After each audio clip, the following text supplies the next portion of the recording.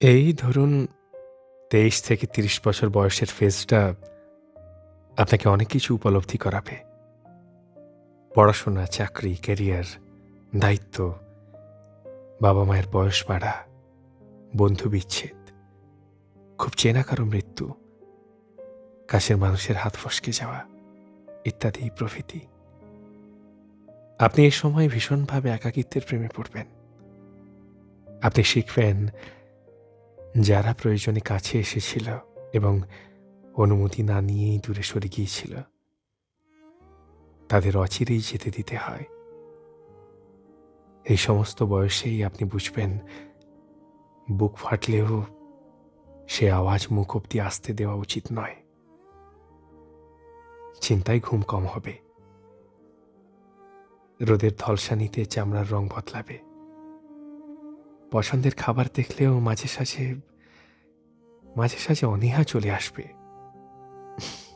পকেটের টানে দিনের পর দিন শখ বিসর্জন দিতে হবে। ডিপ্রেশনের বলয় এমনভাবে হঠাৎ চাপটে ধরবে যে সামান্য বৃষ্টির ফোঁটা দেখে কেমন মন খারাপ হবে।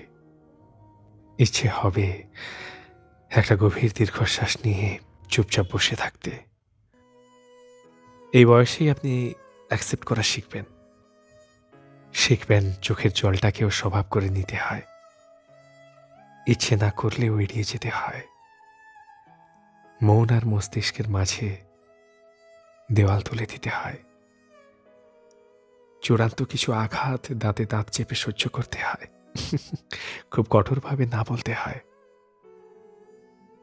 কখনো কখনো এক চিলতে ভালো সময় পাওয়ার জন্য আপনি মুখিয়ে থাকবেন, তো কখনো চাতক পাখির মতো অপেক্ষা করবেন কারো ফিরে আসার। মাঝে মধ্যে আয়নার সামনে দাঁড়িয়ে চেহারার পরিবর্তন খোঁজার চেষ্টা করবেন। এই ফেজটাই জীবনের কঠিন থেকে কঠিনতম সময় আপনাকে অতিক্রম করতে হবে। একরাশ দুঃখ নিয়ে জোরালো হাসতে হবে। প্রতি মুহূর্তে মরতে মরতে বেঁচে থাকা শিখতে হবে। এই ফেজটায় শিখতে হবে আপনাকে।